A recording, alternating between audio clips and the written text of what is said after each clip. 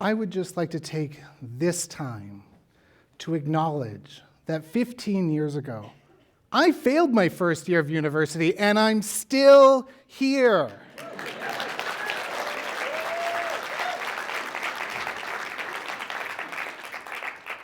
At the time, I didn't know I had a learning disability. I just knew that overnight, I was marked as someone who didn't fit the model of success. I share this with you to show that I'm no stranger to being at the edge. And today, I'm here to discuss the queer joy that can live at the edges. I mean, as a disabled queer Métis person who was homeschooled, like, come on, I read a paper encyclopedia for fun growing up. How could I not feel a little out on the edge? If I'm going to start talking about the edge, let me start at the beginning. When I was young, I remember little Andrew, that's what I call my younger self, little Andrew, being at the edge, wrestling with the fears that come with being a young, closeted rural boy from Saskatchewan. It was 1997. TV star Ellen DeGeneres had just come out and received backlash from media and viewers with headlines reporting she had lost her job because of her sexuality.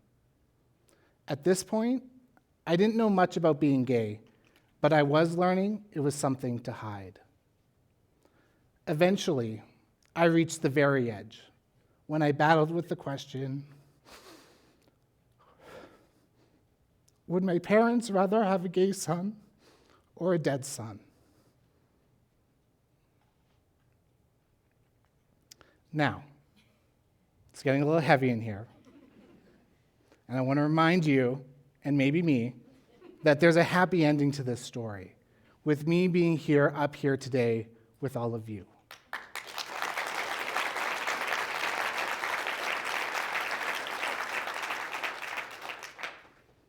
Back then, there was something I actually said to myself that got me through that time.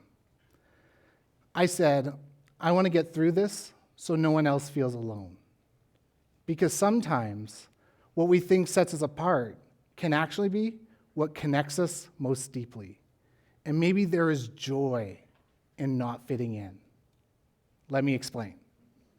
I'm currently a PhD candidate at the University of Saskatchewan studying queer joy. And there's something I've learned through my research and through living at the edge, which is that maybe there's something joyous about not fitting in. And while in the end, my research led me to queer joy, it actually took me on a winding path, beginning with a very unjoyous moment.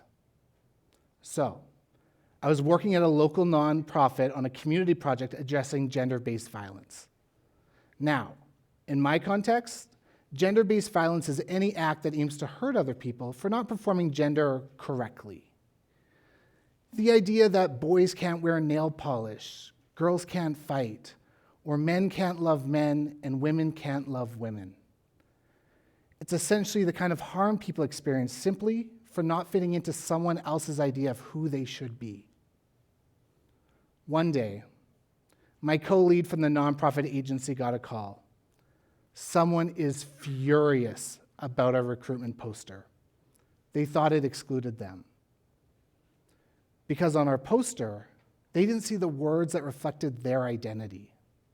It was a simple miscommunication, but one that came from my work. I remember my gut tensing. My poor colleague is getting an earful for something I caused. So I take the phone and I listen. I thank them for catching my mistake, and I invite them to an interview for the research project. When we finally sat down, the first thing they do is apologize for their reaction. What I learned through talking with them is that they had experienced a hate crime while in drag, and that violence had followed them throughout their pursuits of justice and healing. And they thought this was yet another time the system was letting them down.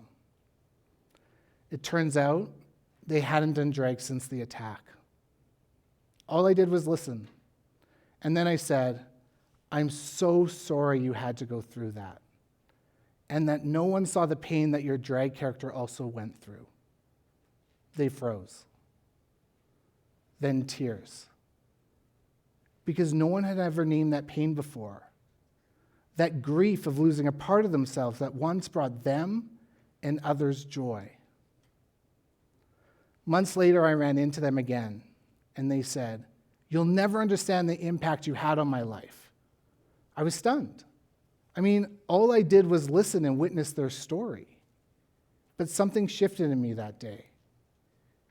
I was reflecting on what I wanted to study during my PhD, and I realized I didn't want to study more of the pain that queer folks go through. I want to study the healing that queer folks go through. That moment, that conversation, is what led me to study shame. At this point, you might be thinking, "But Andrew, you told us you studied queer joy, and you're right." But when I started my research, I wasn't looking for joy. I was studying what I was learning about this dynamic that was happening in the healing, which was actually this process of moving through shame. You see, shame starts with the rules society places on us that we internalize. The standards of who we are supposed to be are drilled into us at a very young age. Society can tell us how we should look, how we should love, and what our lives should look like. And for queer people, these rules can feel suffocating. What the people who participated in my research wanted most was something so simple, yet so radical: the permission to be themselves. But then I hit a wall, because when I asked my participants to talk about healing, they told me something I didn't expect. They said there was no end to healing. I remember sitting in my office, surrounded by data, trying to make sense of this. I had diagrams with different arrows and circles mapping out this process of moving through shame.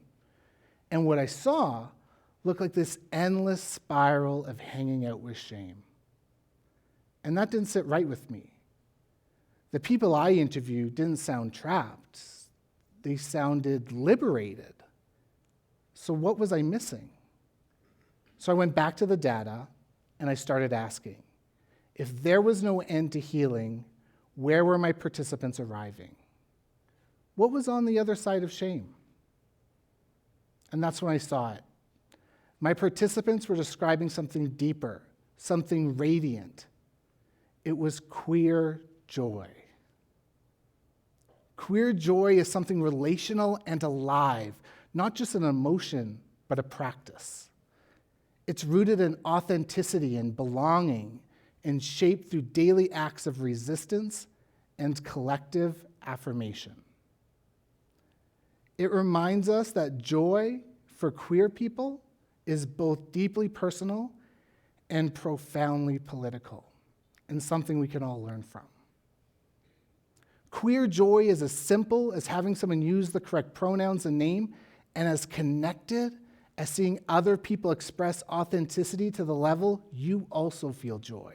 It's that sparkle of being your full, unfiltered self and realizing that being you is something that is celebrated by others. And that's what fascinated me, that a community often defined by struggle could also be defined by its capacity for joy, for resilience, and for creating beauty out of the edges.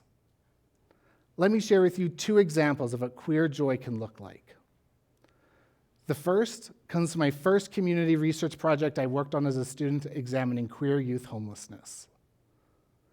This work led me to working with queer youth who were kicked out of their homes for loving who they love and simply wanting to be who they were.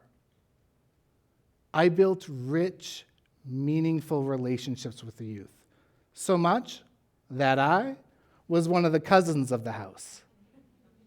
And I was invited by the youth to attend their Christmas celebrations. And this was one of the most life-changing experiences I've ever had.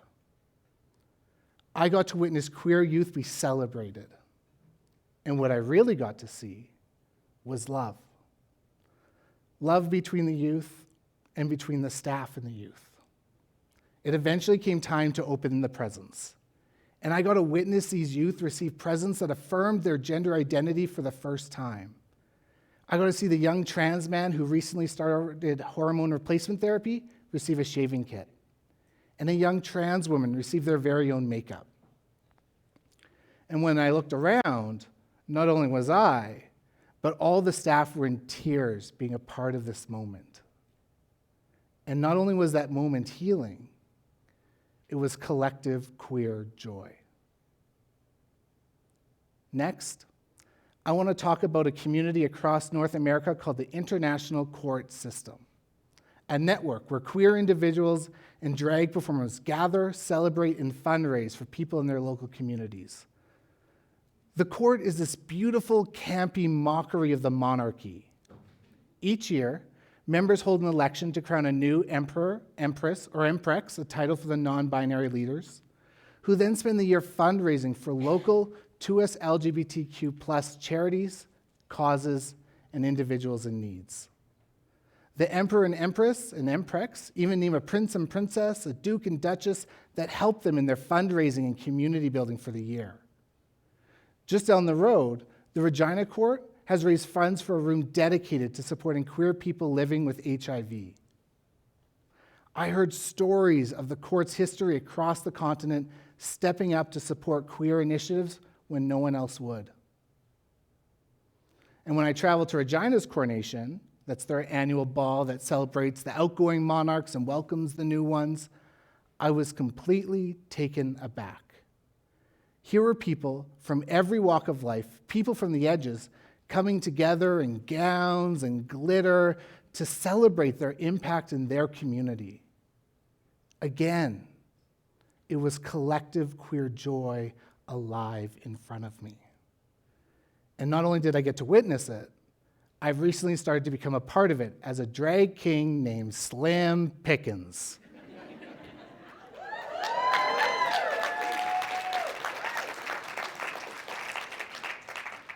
Slim Pickens is a radiant, welcoming, and let me be honest, just a little sassy.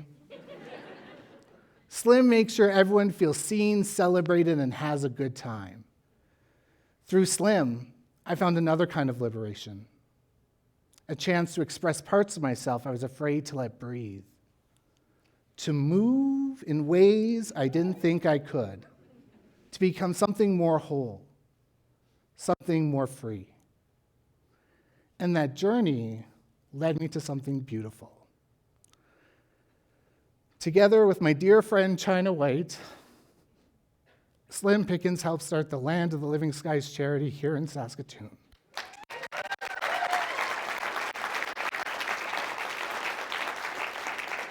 With the dream of someday becoming a court of our own, a space where queer people, and truly everyone, can gather as their authentic selves in the spirit of giving back and celebrating community.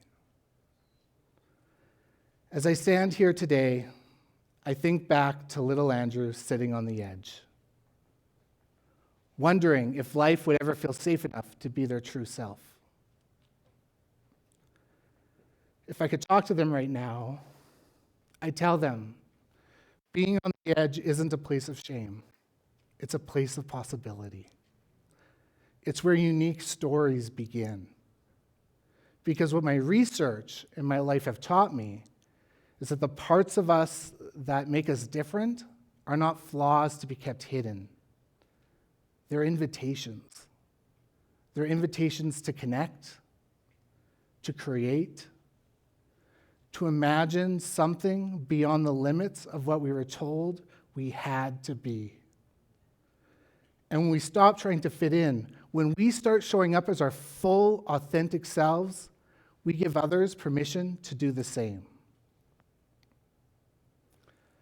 So, wherever you are in your own story, whether you feel out on the edge or right in the middle, remember this.